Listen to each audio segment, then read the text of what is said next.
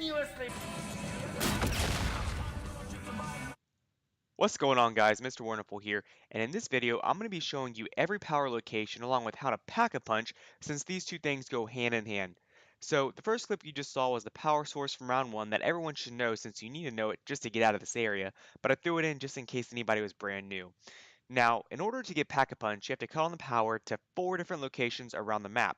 The first power source we're going to cut on is Journey to Spaceland, which is located to the left. The main reason why I like to cut this one on first is because Juggernaut is located over here as well too, and this way you can have access to it from the get-go.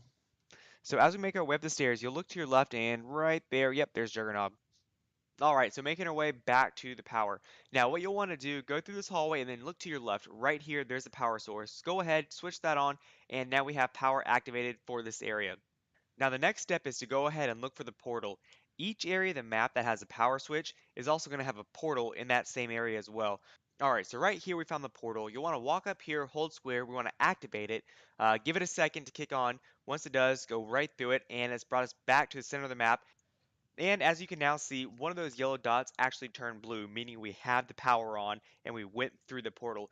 If you do not go through the portal and you just cut the power on, those dots are not going to change and you're not going to be able to use Pack-a-Punch. Alright, so now we've entered Polar Peak. This is going to be the second location for the power source. At this point, now that we already have Juggernog, it doesn't really make a difference as far as if you went ahead and went to Kepler system, which is your immediate right from that main power source, or you went here Polar Peak, which is directly behind it if you kept on running straight. So once we cut the power on, as you can see, the main thing is don't forget to go ahead and use the portal. So we're going to go down here. We've located the portal.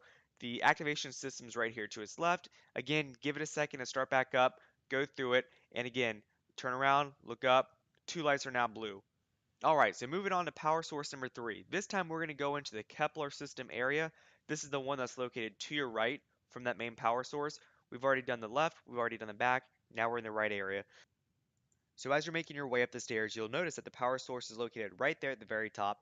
And if you didn't realize it, then if you looked on the wall as you came up there, it actually said power this way. So now that the power's on, we're going to go ahead and locate that third portal. Here it is right below the power source. Cut on the activation area, give it a second, and in we go. Alright, so we're now 3/4 of the way through. We've got one last power source to cut on, as you can tell by the light. And the last power source is going to be located in Journey to Spaceland, and it's the quickest one as well too. So once you're in here, instead of going to the left, what we did before, you want to take your first right, come in here, make your way to the arcade, and right here behind this little corner in the wall, you got the power source. The portal located right next to it again. We'll want to cut the activation system on, wait a second, and we are now completed with all the power sources. Turn around, and there we go. All the lights are blue. We can now make our way through this middle portal and enter the Pack-a-Punch area.